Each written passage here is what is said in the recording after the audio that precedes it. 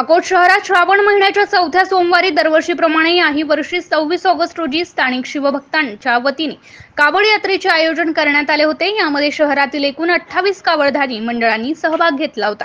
श्रावण महिन्याच्या चौथ्या सोमवारी अकोट शहरातील सर्वच कावड मंडळ रविवारी दुपारीच पूर्णा नदीचे पवित्र जल आपल्या कळशीत आणण्यासाठी अनवाणी पायाने निघत असतात। यानंतर रात्री उशिरा पुन्हा परतीचा प्रवास सुरू होतो। सोमवारी सकाळी शहराच्या सीमेवर दाखल होऊन शिवभक्त कावड बांधणीला सुरुवात करतात। अकोटमधील प्रसिद्ध कावड यात्रा महोत्सवासाठी पोलीस प्रशासनाद्वारे सोमवारी तगडा चोख बंदोबस्त तैनात करण्यात आला होता। यंदा कावड शोभायात्रेत एकूण 28 मंडळ सहभागी झाले होते। ठिकठिकाणी पालखीचे स्वागतासह शिवभक्तांसाठी फराळाचे स्टॉल व चहा पाण्याची व्यवस्था करण्यात आली होती। निर्धारित वेळात पालख्यांनी मार्गस्थ झाले असून नियमांचा भंग होणार नाही याची प्रत्येक मंडळाने काळजी घेतली होती।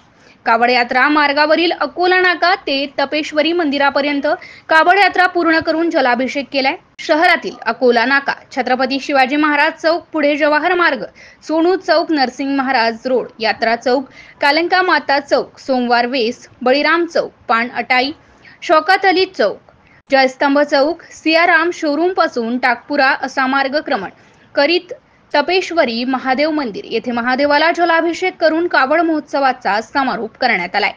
MCN न्यूज मराठी करिता देवानंद खिरकर, अकोट तालुका प्रतिनिधी।